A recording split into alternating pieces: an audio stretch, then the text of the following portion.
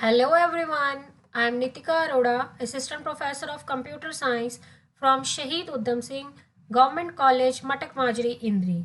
तो टॉपिक है हमारा आज का introduction to arrays in visual basic 6.0। Arrays के बारे में मैं आपको आज बताऊंगी, ओके, जिसमें हम एरेज के टाइप्स के बारे में देखेंगे, ओके, और एरेज के कुछ और भी कंसेप्ट्स हैं जिनको मैं थ्योरी में आपको एक डिस्कस करने के बाद प्रैक्टिकली विजुअल बेसिक में कुछ प्रोग्राम्स के साथ एक्सप्लेन करूंगी। Okay, let's start now with your topic introduction to arrays in visual basic 6.0। First come the definition of array. An array is a variable with a single name that represents many different items. When we work with a single item, we only need to use one variable. So instead of declaring 100 different variables, we need to declare only one array. Okay, इसका meaning क्या है देखिए, suppose आपको एक value store करनी है, single item store करनी है तो आप वन वेरिएबल यूज कर रहे हैं, और अगर आपको सपोज करिए 100 आइटम स्टोर करनी है तो आप क्या करेंगे, 100 डिफरेंट वेरिएबल्स डिक्लेयर करेंगे। बट अगर आपको एरे का कंसेप्ट आ जाता है तो आपको 100 डिफरेंट वेरिएबल्स डिक्लेयर करने की जरूरत नहीं है, you need to declare only one array. Array की हेल्प से आप सिंगल वेरिएबल नेम से ही डिफरेंट आइटम्स को उसमें स्टोर कर सकते हैं। ओके, बट एरे को हमने डिफरेंशिएट किस तरह से करना है, उसकी ईच आइटम को। अब एरे में आपने डिफरेंट आइटम स्टोर कर ली, सपोज जैसे मैंने 5 वेरिएबल्स लिए हैं ABCDE। अब 5 लिए हैं तो ABCDE है, 10 लेंगे तो आप और नाम देंगे। बट मैं यहाँ पर कह रही हूँ कि आपने एक ही नेम यूज करना है। सपोज करिए मैंने ए नेम ही ले लिया तो मैं ए एरे के अंदर ही उसको मैं एज अ एरे डिक्लेयर कर दूंगी। उस ए नेम से ही मैं उसमें नंबर ऑफ आइटम स्टोर कर रही हूँ, तो मुझे उसको यूज कैसे करना है, उसकी आइटम्स को। ओके, तो इस तरह से आपने यूज करना है। देखिए फॉर एग्जाम्पल ये नेम वेरिएबल दे रखा है एरे का नेम, ये नेम है हमारे पास, एरे का नेम है, तो ब्रैकेट में क्या दे दिया 1। ये फर्स्ट आइटम है जो नेम एरे में स्टोर है, ये सेकेंड आइटम जो एरे में स्टोर है, ये third item and so on. इस तरह से आप एरे में अपनी आइटम्स को स्टोर कर सकते हैं। Now how to declare one dimensional array and how to declare two dimensional array. सबसे पहले मैं आपको बता देती हूँ कि वन डायमेंशनल एरे का मीनिंग क्या होता है। देखिए वन डायमेंशनल एरे मीन्स या तो रो की फॉर्म में है या कॉलम की फॉर्म में है, यानी कि आपने सिंगल टाइप में वैल्यूज एंटर की हैं, लाइक आपने 10 इंटीजर एंटर कर दिए या 10 फ्लोट नंबर एंटर कर दिए हैं, तो वो या तो रो की फॉर्म में है या कॉलम की फॉर्म में ही रहेंगे, तो वो होता है वन डायमेंशनल एरे। अब हमने वन डायमेंशनल एरे कैसे डिक्लेयर करना है, देखिए डिम कीवर्ड है, एरे नेम, जो भी आप वेरिएबल नेम आपको सूटेबल लग रहा है आप उसको नेम दे दीजिए। सबस्क्रिप्ट, ब्रैकेट में आप सबस्क्रिप्ट देंगे, ये सबस्क्रिप्ट बताएगा एरे का साइज कितना है। साइज क्या बताएगा कि आप उसमें नंबर ऑफ आइटम्स कितनी स्टोर कर सकते हैं।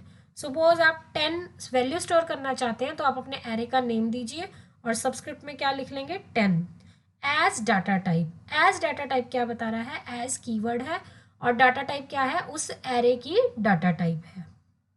For example dim CUS name यानी कि कस्टमर के नेम है, वेरिएबल का नेम क्या हो गया कस्टमर नेम, बट ये एरे टाइप का है, ये आपको कैसे पता चलेगा, आपने ब्रैकेट में क्या दे दिया उसका सबस्क्रिप्ट। देखिए अगर ये ब्रैकेट और सबस्क्रिप्ट ना हो तो ये एक सिंपल वेरिएबल डिक्लेरेशन है जिसमें customer name as a string declare हो रहा है, बट मैंने इसको ब्रैकेट में 10 दे दिया है तो ये एक एरे की फॉर्म में आ चुका है और इसमें आप 10 नेम स्टोर कर सकते हैं जो किस डाटा टाइप के हैं, स्ट्रिंग डाटा टाइप के। सेकेंड नोटेशन क्या है, देखिए एरे डिक्लेयर करने की, dim array name lower bound to upper bound as data type. आप इसमें लोअर बाउंड और अपर बाउंड अपने अकॉर्डिंग भी दे सकते हैं। फॉर एग्जाम्पल आप 5 to 10 देना चाहते हैं, 7 to 20 देना चाहते हैं, तो आप रेंज को अपने अकॉर्डिंग भी सेट कर सकते हैं। ये तो हमारे पास हुआ वन डायमेंशनल एरे का एग्जाम सिंटेक्स। अब है हमारे पास how to declare two dimensional array. तो टू डायमेंशनल एरे क्या होता है, basically it is represented in the form of the matrix. Matrix क्या होती है, जिसमें हमारे पास रोज और कॉलम्स दोनों हैं, row by column. For example 3 rows 3 column है तो मैट्रिक्स का साइज क्या होता है 3 × 3, total is equal to 9 elements. Okay, तो आपने इसमें क्या करना है, रो का नंबर देना है और कॉलम का नंबर देना है। टोटल नंबर ऑफ एलिमेंट्स क्या हो जाएंगे, row multiply by column. Dim array name subscript 1 comma subscript 2 as data type. Subscript 1 क्या है, रो नंबर, सबस्क्रिप्ट 2 क्या है, column number. For example if you write dim array name में आपने दे दिया कस्टमर नेम, सबस्क्रिप्ट 1 में आप दे रहे हैं 4, सबस्क्रिप्ट 2 में आप दे रहे हैं 3, तो मैट्रिक्स कितने की हुई, आपका एरे का हो गया साइज 4/3, 4 मल्टीप्लाई बाय 3, यानी कि 12 डाटा आइटम्स आप इस एरे में स्टोर कर सकते हैं। As data type accordingly to your requirement है, आप उसको इंटीजर लेना चाहते हैं, स्ट्रिंग करना चाहते हैं, जो भी आपकी रिक्वायरमेंट है। फॉर एग्जाम्पल यहाँ देखिए एक डिफरेंट एग्जाम्पल है, डिम्स 2 गेम्स, यानी कि student games 1 to 4, that means lower bound to upper bound row के लिए, comma lower bound to upper bound column के लिए एज इंटीजर। इसमें रोज कितनी है देखिए 4, कॉलम्स कितने हैं 7 to 12, 5, तो हमारा 2 डायमेंशनल एरे का साइज क्या है इसमें 4/5, 20 गेम्स आप इसमें एंटर कर सकते हैं। तो ये दोनों नोटेशंस मैंने आपको बता दी। फर्स्ट नोटेशन देखिए सबस्क्रिप्ट 1 कॉमा सबस्क्रिप्ट 2 है, यानी कि आप 5, 10, 3, 2 किसी भी तरह से नोटेशन दे सकते हैं। यहाँ पर क्या है lower bound to upper bound row, lower bound to upper bound column के लिए। This is the representation of 2 dimensional array, जो एग्जाम्पल मैंने अभी आपको बताया। देखिए यहाँ पर उन्होंने गेम्स दे रखी हैं, फुटबॉल, बास्केटबॉल, टेनिस और हॉकी।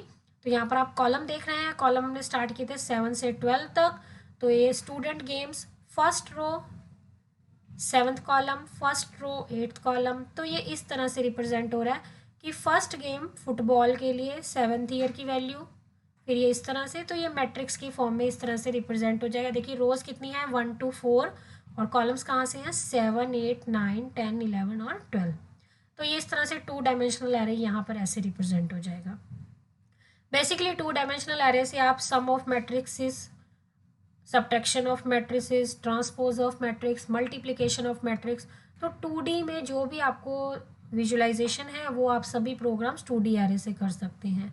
1D एरे में क्या है, लाइक आप largest of n numbers find out करना चाहते हैं, smallest of n number find out करना चाहते हैं, तो जो भी आपको सिंगल डायमेंशनल एरे लग रहा है तो आप उसको 1D एरे से डिक्लेयर कर सकते हैं। नेक्स्ट टॉपिक हमारे पास आता है, देखिए डायनामिक एरे।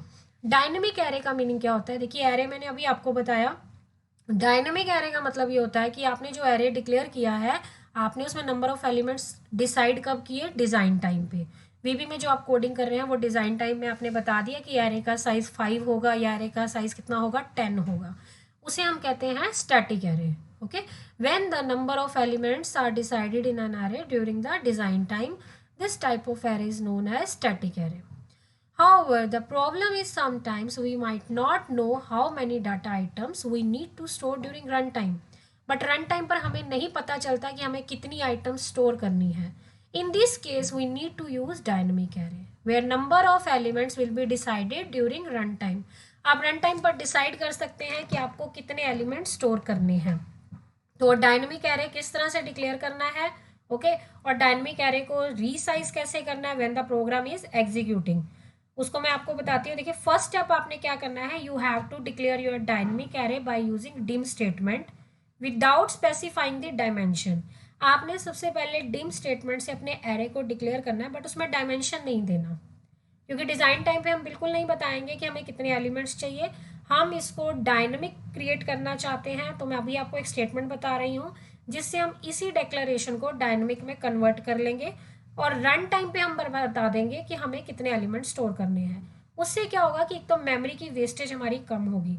अर्लियर हम क्या कर रहे थे, यहाँ ऑलरेडी डिसाइड कर लेते थे, तो अगर मैं यहाँ 10 पहले ही लिख रही थी और मैंने रन टाइम पे 5 वैल्यूज एंटर की, तो 5 वैल्यूज का मेमोरी एलोकेशन क्या होता है, वेस्टेज होता है। तो डायनेमिक एरे से क्या होगा, आप रन टाइम पर बताएंगे कि कितनी मेमोरी एलोकेट करनी है। आप यहाँ पर सिर्फ डिम करिए और एरे का नेम देकर ये ब्रैकेट को क्या करना है, ब्लैंक, कोई डायमेंशन नहीं देने हैं। रन टाइम पर अब आपने क्या करना है, then at run time we can specify the actual array size using the redim statement.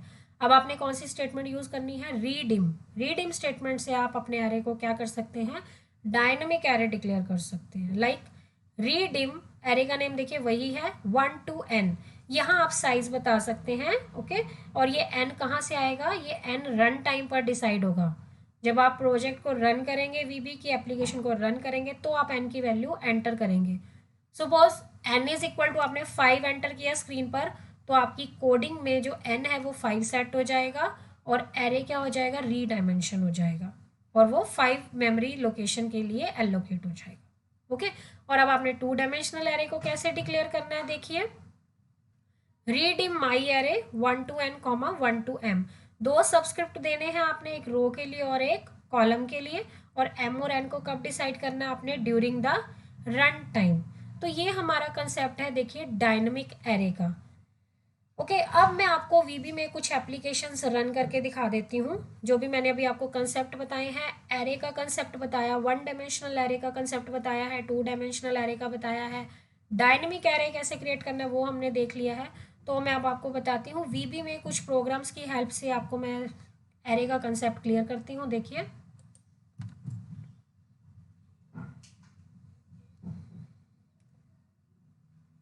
ये आपको यहाँ पर व्यू दिखाई दे रहा होगा, देखिए वीबी का।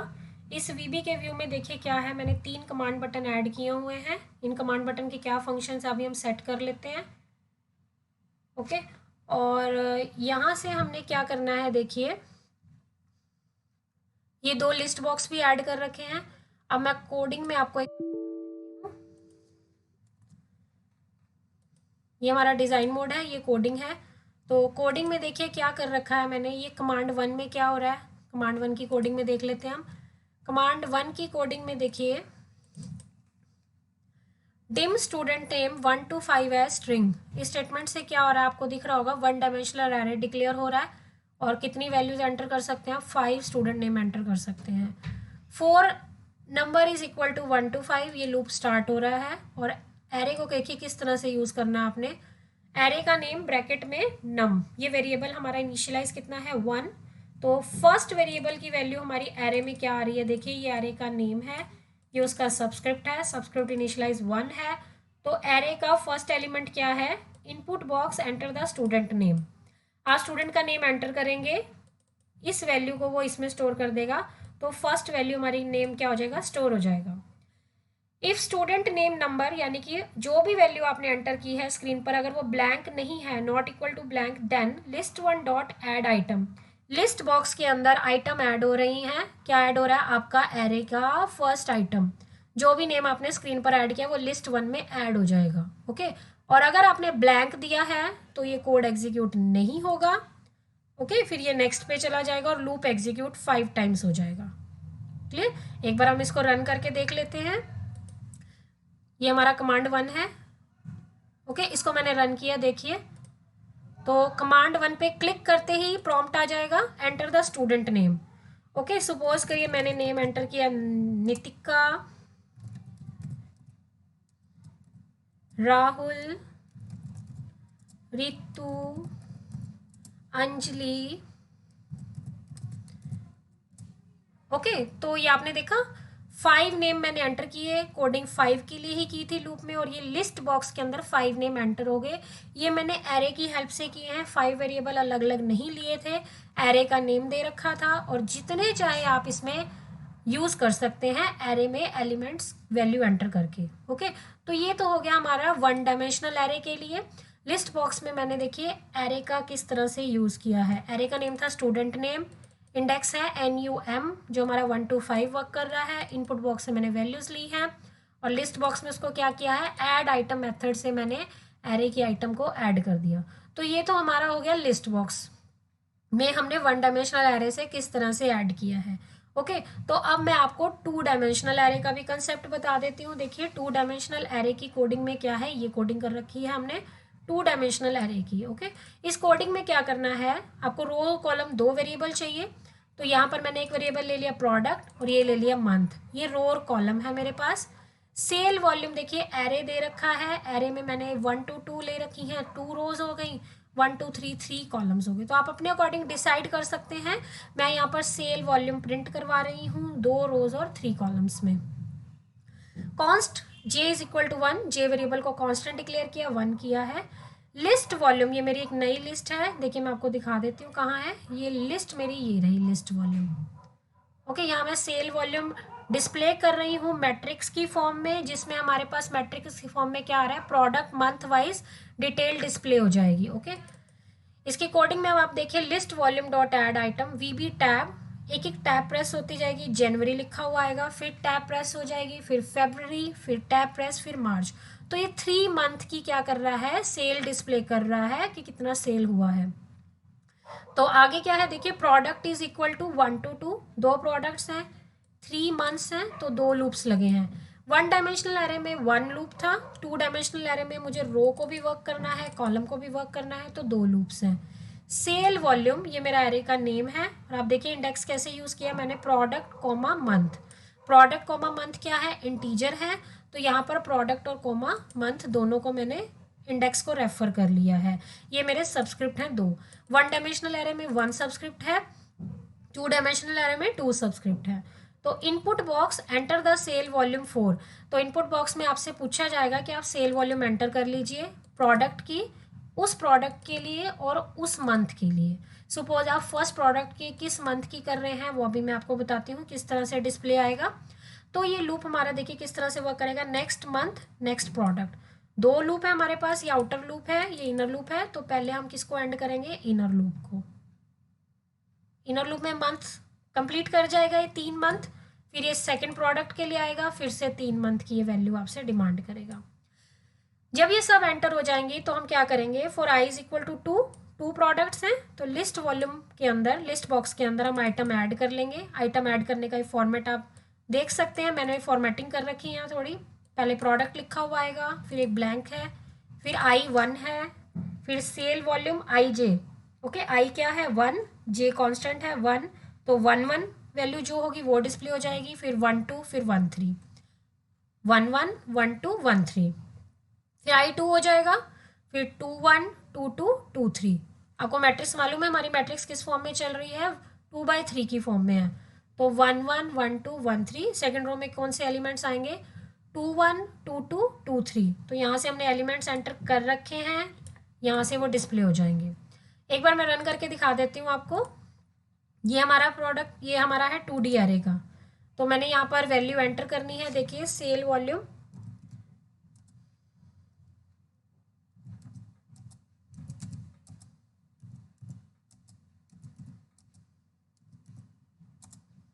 ये देखिए आपको आउटपुट यहाँ दिखाई दे रहा होगा, प्रोडक्ट 1 प्रोडक्ट 2 जनवरी फरवरी मार्च की डिस्प्ले होगी। प्रोडक्ट 1 जनवरी में उसकी सेल, प्रोडक्ट 1 की फरवरी में, प्रोडक्ट 1 की मार्च में, फिर ये प्रोडक्ट 2 की सेल है सारी। तो ये हमारा किस फॉर्म में आ रहा है, देखिए 2 डायमेंशनल एरे की फॉर्म में है, जिसमें रोज और कॉलम दोनों हैं। 1 डायमेंशनल एरे में सिर्फ 1 डायमेंशन रहेगा, इधर रो या कॉलम। ओके, तो ये हमारा हो गया 1 डायमेंशनल और 2 डायमेंशनल एरे। अब मैं आपको री डायमेंशनल एरे का कंसेप्ट बता देती हूँ। री डायमेंशनल एरे में आपने क्या करना है, आपने अपर बाउंड ऑफ एरे देना है।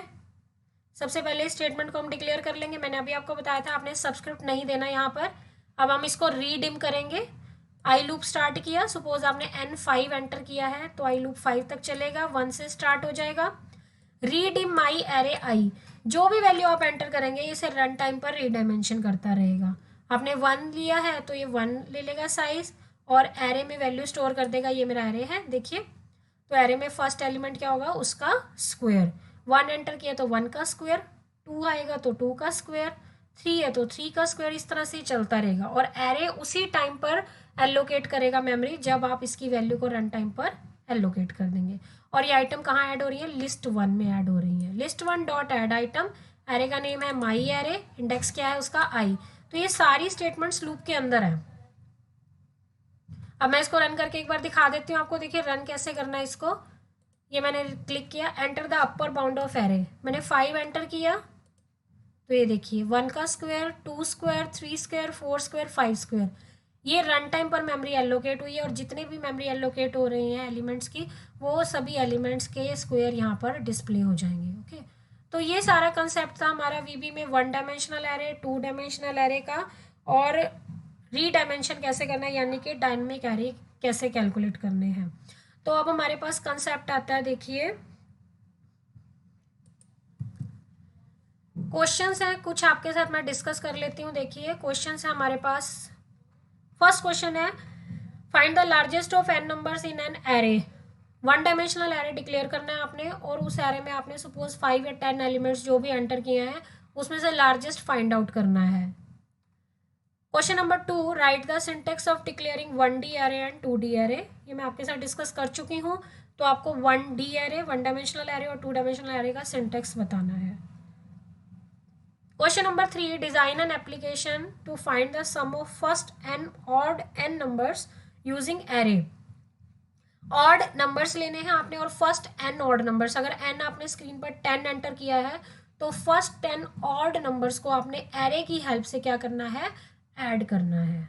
ओके, तो ये बेसिकली कुछ प्रोग्राम्स मैंने आपको दिए हैं जो 1 डायमेंशनल एरे पे ही डिपेंडेंट है और इनको आप एक बार अपनी क्लास में ज़रूर डिस्कस कीजिएगा। Then write down the answers of all these questions in your notebook. Okay, thank you.